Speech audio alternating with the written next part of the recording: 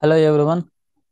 In today's session, I am going to explain Chapter 1 of Financial Education and Investment Allowances of Part 1 Foundation for Finance.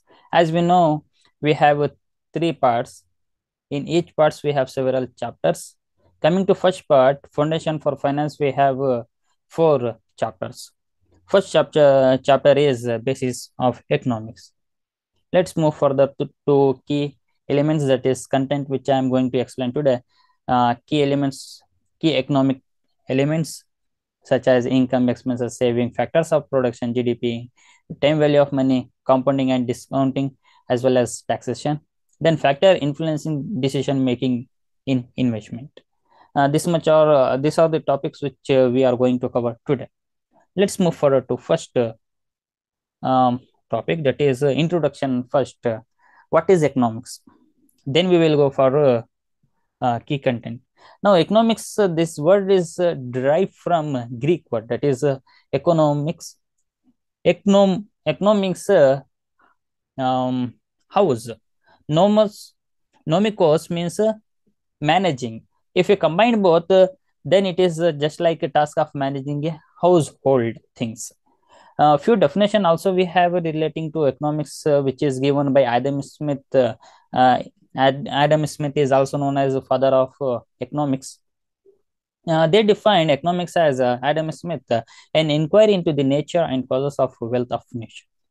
Coming to wealth, according to Adam Smith, wealth, like in economics, wealth means what? Value, is it or not? But according to Adam Smith, wealth means those goods which satisfy human wants. The goods which satisfy human wants, that is said to be wealth, according to Smith. Then Alfred Marshall also have given that is a study of man in ordinary business of life.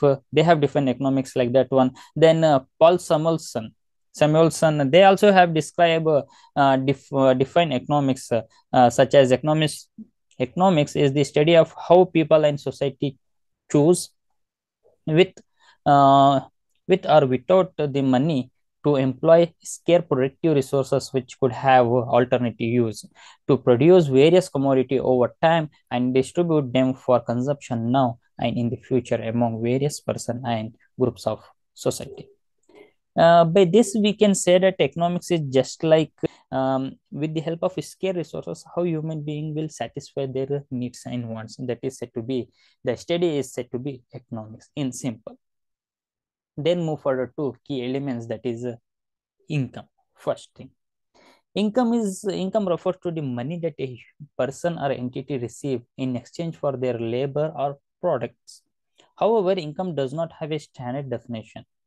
Okay, it definition varies according to the context in which it is used. For example, for business, income is the through sales what they will earn, that is the sales of goods and services. Through that, what amount they will receive, that is said to be income. Whereas for individual, through their work, through the providing their services, what compensation they will receive, that is said to be income for individual. For example, when you save money in your saving bank account, the interest generated is considered as income. Broadly, income is classified as business income, personal income, and income from investment. Some of the types here given: wages, salary, individual income, commission, individual income, or business income, both revenue, business income, interest, it differ. Then investment return, individual, as well as allowance as a pocket money which you will get from your parents, that is also said to be income for you. Government pension and gratuity payment, these are all the income example for income. So income will differ, the amount or entity, the amount which entity or individual receive in exchange for their product or labor, that is said to be income in simple. Then move forward to next, that is expenditure. Second key element is the expenditure. Expenditure, is or expenses is referred to the act of spending money, energy or money on something. If you are investing something on goods or services, that is, it means money spent on purchase of goods or services, that is also said to be expenditure. For a business, okay, here also for expenditure also, meaning will differ to individual as well as for business. First, we will discuss for business. Okay, according to business, what is expenditure? Then we will move forward to according to in context of individual, what is expenditure, that we will identify. First, move forward to for a business, and expenses is the cost of operating that company incurred to generate a revenue or income. Okay, the expenses is cost of operations that a company incur to generate revenue. If you want to generate a revenue or income, the expenditure what the company will incur, that is said to be expenses or expenditure. Payment of wages or salaries, factory or office lease, renter payment, payment made to vendor for services, that is advertising agent, such as, for example, if you take payment of wages or salary, that is wages you will pay to your workers. If you want to pay your workers, means they won't produce your product. If you want to produce your product, means you won't sell. Okay, now if you are not selling your goods or services, means then you are not getting income. So if you want to earn amount, if you want to earn money, then you have to incur amount. The amount what you incur to earn money, that is said to be expenditure. Okay, if I want to sell one product, such as for 100 rupees, maybe I am incurring 40 rupees on labor. The 40 rupees what I am incurring on that one, that is said to be expenditure. It vary from such as a factory rent what you will pay, as well as lease payment what amount you will pay, that is also said to be expenditure. Then next, expenditure can be further classified as a revenue and capital expenditure. Coming to first, what is revenue? Revenue refers to the expenditure that does not create any asset. Okay, whereas the capital expenses refers to the expenditure that create an asset. What is asset? Okay, now, if you are commerce student, means you are well aware that is the resources, those resources which are controlled by individual or entity, through which they are expecting a future returns or benefit, that is said to be asset. um, Such as furniture, building, plant and machinery, and all the such things are said to be asset for a company. Through revenue expenditure, you are not creating any asset, whereas it is revenue expenditure is regular as well as recurring, whereas capital is irregular and non-recurring in nature. That is, every year you have to do that one. That is, usually you are doing this one revenue in short period, for long capital is for longer period. Example, if you see, you will identify such as a payment of salaries, maintenance of machines and all. That is, salary you will pay monthly, whereas the purchase of machinery at the time of once, if you purchase machinery once, means it the life of machinery will last for at least for 5 years, 10 years, you can use same machinery. So it is irregular as well as non-recurring, whereas salary, every month you have to pay maintenance of machinery, oil, grease, some such things, the such expenses that have to be made by company. If you are not maintaining, if you are not paying salary, means workers won't provide you services. So many things were there, so you have to incur amount to earn income. These are all the difference between revenue as well as capital. Revenue is regular. Okay, it is keep on short term, you will incur expenses on short term basis, as well as it is recurring in nature, whereas capital is non-recurring in nature. Such as example, if you remember, then it is very easy for you, such as purchase of machinery, purchase of building, for purchase of land, such things comes under the capital expenditure, whereas revenue, payment of salary, maintenance of machinery, such things will come. If you are commerce students, means you are well aware of these things, because in first and second PU only you will identify the difference between revenue as well as the capital expenditure. Okay, such so many things were there. Based on this one, you have several questions. This is very important questions, I think, in second period. So let's move forward to next. Now, expenditure we have seen according to business. If we talk about individual, expenses include the basis cost of living. Expenses like housing, food, transportation, child care, health care, and other necessities, that is basic requirement of a human being. What amount you will cost of living is said to be expenses on individual context, such as it differ.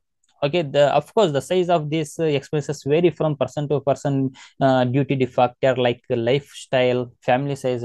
Based on this one, the amount will vary. Expenses are not same for every person. It will differ based on their lifestyle as well as family size. Yes, example for that one, such as a housing loan repayment, or rent, utilities, gas, electricity, water bill, and all, property taxes, school, colleges fees, health, car, such as, okay, many things were there in individual expenses which we will treat. It's also very simple. Another term is savings. Savings, you are well aware that is saving refers to, in this context we will talk about saving refers to individual unspent earning. Here unspent, it is the amount that remains after meeting the household and other personal expenses over a given period. For example, on a monthly basis. On a monthly basis, another words, then I will provide you example.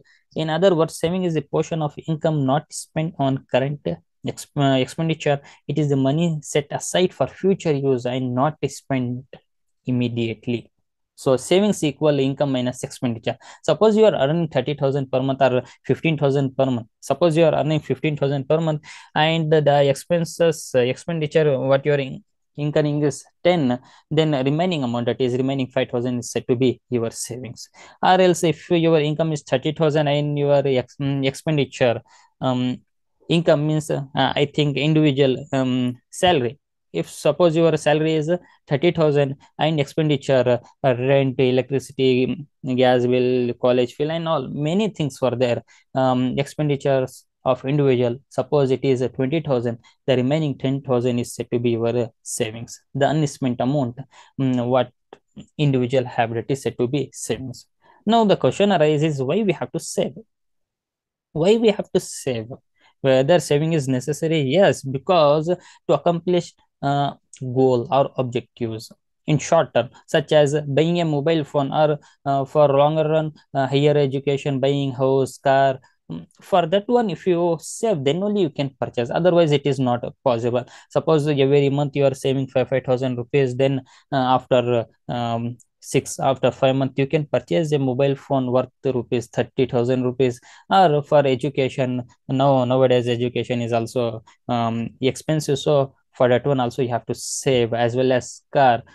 Now car rate, you are well aware of car rates, so you have to save. Based on your income you have to plan, then only you will purchase a car. Otherwise it is not possible. If you can't save, then you can't purchase. And then saving money can also help us cover unexpected expenses. Such, suppose, as a human being, illness is common. To meet that one, to recover illness, amount have to be spent. So in that particular month, maybe your saving is nil, or you have to utilize savings of previous month also, if you are too much ill, to cover that one. Saving is necessary, as well as to replace machineries, to replace your mobile phone, to replace, if you want to change your house, if you want to renovate your home, or else to make emergency trip and all. For that one also you required savings. And saving is a good practice, not only for individual business and entrepreneur, but also for nation economy as a whole. For country also, saving is good.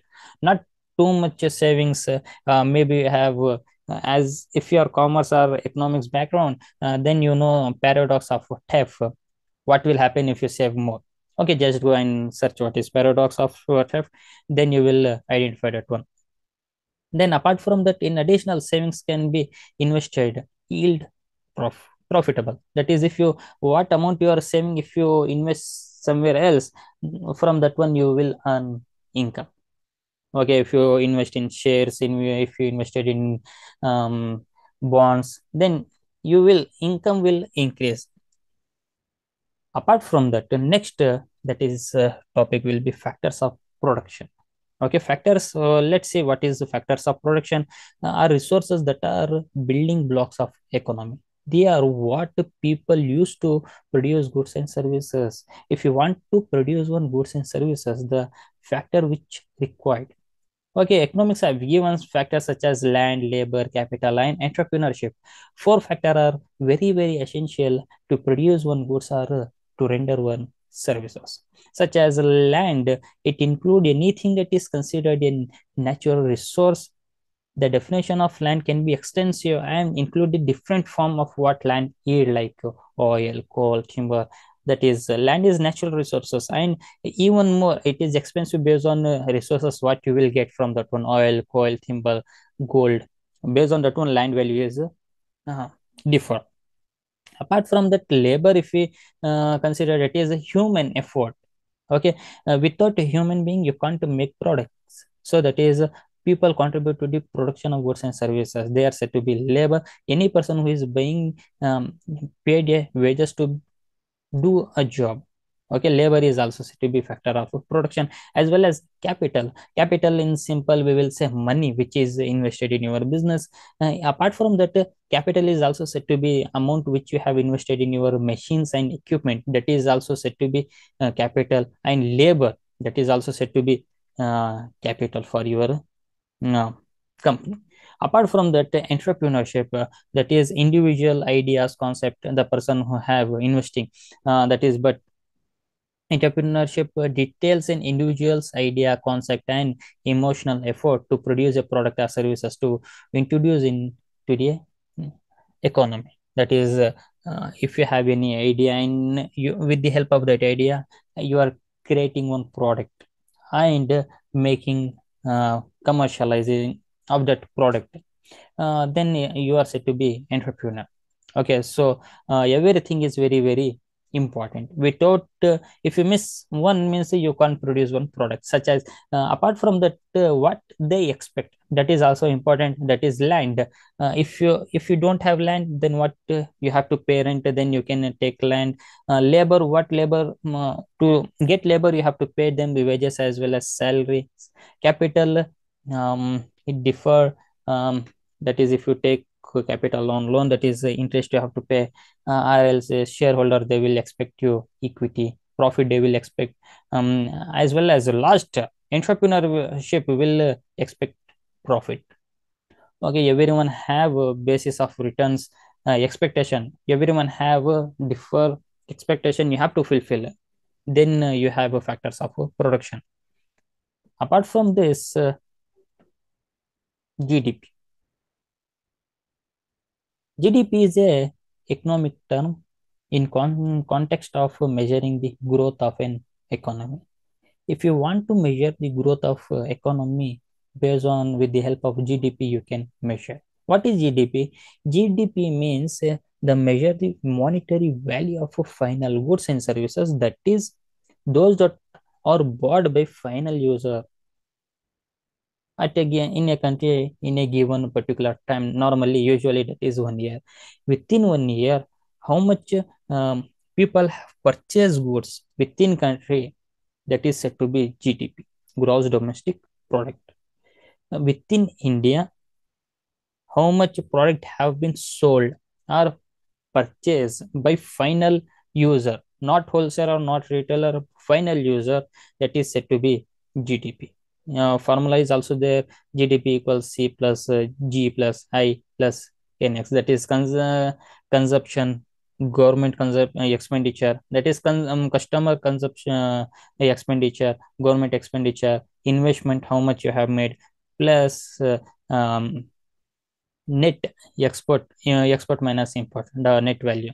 If you add, then you will arrive to GDP. Apart from that, next concept is time value of money. The money available at the present time is worth more than the same amount in the future, since it has potential to earn returns. Example, receiving 100 now and receiving 100 after 1 year. Yeah, it is right only, no? Time value. The money available at present is worth more than the same amount. That is, if you receive 100 rupees now, that value is more than if you same amount, that is 100, if you receive after 1 year, that is not that much worthy. In simple, the value associated with the same sum of money received at various point on the timeline is said to be time value of money. Consider the above example. Suppose 100 rupees received now, and you deposit same in bank and you are earning same 6.5% per annum, then interest amount after 1 year will be 106.5. That is in simple. Or else take for example, if um, if you borrow 100 rupees books, how much books you can borrow? Maybe two. After 1 year, you can't borrow two books. You can only borrow one book. Okay, so books is same quantity, or else any goods. Take for example, if you borrow one goods costing rupees 50 now, after 1 year, the cost of that goods will increase from 50 to 60. Now you can borrow two, but after 1 year with 100 rupees, you can only borrow one. So value of money will decrease day by day. It's that is what the time value of money. That is the value of money today is higher than in future. In simple, time value of money is that much only. Apart from that, now, here also we have a few things such as a future inflow are discounted by relevant rate to reach present value. If you want to reach, if you want to predict how much amount you will, if you have a concentrated, that is, I will earn 5 lakh rupees after 5 years, then what about now? 5 lakh after 5 years, what is the current value? That is present value. To that one, we have to use that one, we have to use a discount rate, because the future value of money will decrease based on that one. So discount you have to do. Same thing, present inflow or increase at a relevant rate, increase you have to do to reach future value. That also, that is said to be compound rate. Formula is given here. Uh, Apart from that, that is compounding and discounting. Compounding means it is a technique used to calculate future value of present cash flow. Okay, if you are earning now 10,000 rupees, if you want to ascertain, okay, every month if I am earning 10 investing 10,000 rupees, what is worth of what is my investment after 5 years? That is compounding, uh, including interest. Whereas discounting is a technique where you will calculate present value of a future cash inflow. If you want, if you are expecting 5 lakh rupees after 5 years, if you want to know what is the current value of that one, how you will predict? With the help of discounting. So how, where we will use discounting and compounding? That is, discounting technique is used in capital budgeting decision. Capital, this will comes under financial management subject, where we have two. This is capital budgeting is for long term decision making, whereas for short term we will use working capital. There it will come. That is the discounting technique we have to use in capital budgeting decision. Whereas compounding, discounting rate is used to evaluate your future goals need at a future date. That is future goal. That is, if I want to become millionaire, how much amount I have to invest. For that one, compounding is important. Whereas for capital budgeting, if I'm investing now in one business, what is after 5 years, how much amount I will earn? What is my amount? Now, to that one, you have to do discounting. Then next, another key in this one, compounding and discounting, because we are talking about here compounding, that is a future goal. Future goal need at a present date. If I want to double my investment, For that one, rule 72 is here. That is, if I am investing 1 lakh rupees at 8% per annum rate, to double that 1 lakh rupees, how many years I want? Means for that one, very simple, rule 72 is here. 72 divided by rate of interest. If I am expecting 8 percent, means just divide by 8, and you will ascertain how many years you require to double your investment. Yeah, this one is rule 72 formula. Apart from that, CAGR, that is a compounded annual growth rate, that is um, interest on interest, compounding interest, we will say. It is just like that one of your investment is the underlying compound interest rate that equate the end value of the investment with its beginning value. That is end value divided by beginning value. That is said to be CAGR. That is our sir used to say um, Chakrabadi or something. Okay, interest on interest. It is just like that one, CAGR. That is, you are earning interest on your interest. If suppose you invested 1 lakh rupees, after 1 year it will be 1 lakh 8. On 1 lakh 8,000, again you will earn 8%. That is, on 8,000 also you will earn 8% interest. That is CAGR. Apart from that, we have next, that is taxation. Okay, if you are commerce students, means you are well aware, tax is the compulsory payment made by individual to government. But here, for a simple purpose, tax is levy or financial obligation imposed by government on citizens. Okay, imposition of a financial obligation, that is, individual have to pay amount to government, that is said to be um, taxation. That is compulsory payment. Compulsory, everyone have to pay. Um, in tax also we have two groups, that is direct as well as indirect tax. Direct tax are those which are taxable income earned by individual or corporate entities. The burden is on assessee themselves. That is, if you are earning salary, if you are receiving salary, means you have to pay tax to government or corporate, and they are earning profit, means corporate have to pay tax to government. Others won't pay. That is said to be direct tax. Okay, I'm not going deep, because if you are not from commerce stream, means you will get stuck in this concept only. So take it simple. uh, if you are on your income, if you are if you are paying tax on your income, that is direct tax in simple. For example, when your salary will you will have to assess your yearly tax liability and file it using the appropriate income tax return you have to file based on your salary, and basis limit also have been given. Okay, if your income exceed that limit, exemption. Okay, ex means exemption, will have to pay taxes. Exemption will be limit will be there. First 2.5 lakh nil, rates are there. Slab rate for individual, first 2.5 lakh nil, next 2.5 5%, after that next 5 lakh 20, remaining at 30.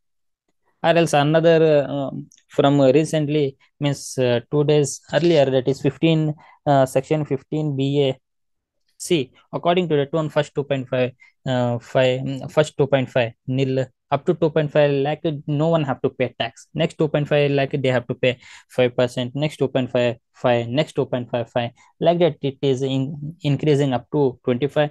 After that one, when you will get 30%, that is whatever income you will earn, on that one you will have to pay 30%. That is also there. Slab rate will differ. TDS is also there, that is tax deducted at source. If your income will exceed, if your salary limit is more, if you are earning too much salary, means employer will pay tax instead of you. Then you have to take deduction. While filing ATR, you have to take a deduction what amount you have paid. Apart from that, on the other hand, indirect tax are those levied on sale and provision of goods and services, respectively. To collect and deposit tax is on the seller instead of assessee directly. That is, take for example, if I purchase one mobile phone of what we will say 30,000 rupees, normally I have to pay 5,000 tax. I'm assuming, okay, just a prediction. I have to pay 5% tax, means that is GST. Example is GST. If I have to pay 5,000 rupees GST, means I will pay to seller. Seller will pay tax to government. Okay, that is a GST. You don't have to pay tax directly to government, but whereas in direct tax you have to pay tax to government, but indirect tax you have to pay to seller. Seller will pay to government. In GST also, here also in GST we have several things, composition levy scheme and all many things, but in your syllabus it is not given. So basic things, because this subject is for all streams such as science, arts and all, so they have not put detail this topic about this one. In GST also we have several rates such as nil, 5%, 12, 18, 28. Based on items we have rates. In this one also we have CGST, SGST. You just ask your respected faculty, they will explain you. Apart from that one, if I want to invest, what are the factors which I have to consider? Business environment means surrounding a business. Okay, you don't have to if you want investment, means you have to look after the factors surrounded by you. um, Based on that one, you can classify your environment in two, that is macro and micro. Macro affect business operating all existing business entities out there, whereas a micro influence the functioning of a particular business itself. Macro means it is for all sector it will come, but micro it is for individual it will come. Coming to macro environment factors, like I've said, it is anchor for everyone. Okay, it is not for individual, such as a factor of demographic. When we talk about the demographic, it include language, customer. If you want to produce one product, means you have to ascertain that area, that market situation, you have to analyze age, what is their age, customer age, language, lifestyle, cultural difference and all that we have to ascertain here in demographic. Whereas physical and natural, there you have to ascertain climate change, how environment is there. Apart from that, natural calamities, pollution and all that things you have to consider in physical and natural. As well as economic means particular one economic factor, that is demand, what is demand, what is supply of that country. Technology, how technology, you have to adopt technology, that's it, you don't have other option. If you are not adopting, if you are not adjusting with the technology, means you will change, because technology will change every day, technology will change. So technology is also very important factor.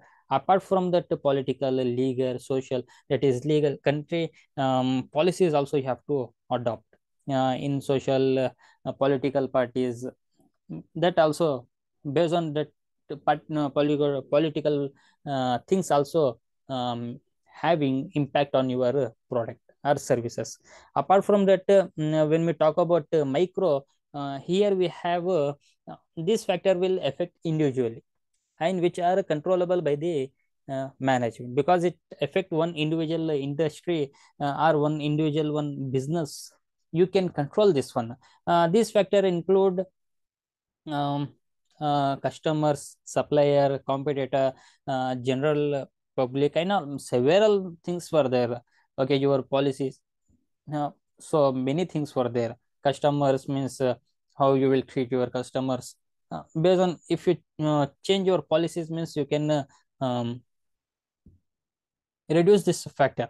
You can reduce the burden of this factor, suppliers, competitors and other things. Based on your policy, you can based on your strategies, you can reduce this impact of these factors. Apart from that, when it comes to investment decision, the micro factor are focused on individual attributes like desires, wants and demand, disposable personal income, financial goal and their timing. Now coming to desire, wants and demand, take for example, every human being have some ambitions, have some aspirant, or needs are there. Okay, if I want, if every day human being feel hungry. Okay, they have if they feel hungry, means what they want food.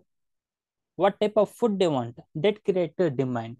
If suppose I want to dosa, now in dosa which product I want, that for that particular product I am creating demand, that businessman have to analyze. Apart from that disposable personal income, it is just like um, the income which is left for savings as well as for investment. Disposable income is after providing, after incurring all things on expenses, the remaining amount what left on individual, with the help of that one, if he investment, that is said to be disposable personal income. Then last, financial goal and their timing, means financial goal will differ from individual things, and timings, because timing is also important. That is, I want to purchase one car within 5 years or within 2 years, means how much amount I have to put. That is goal is also very play a important part.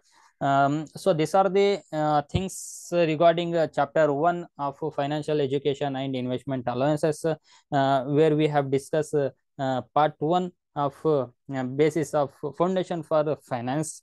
In that one, chapter 1, basis of economics, I have discussed this one very quickly. Normally, as if your faculty, well aware that to explain few factor you required hours, but I have explained all full chapter in one session. Hope you will understand this session. Thank you.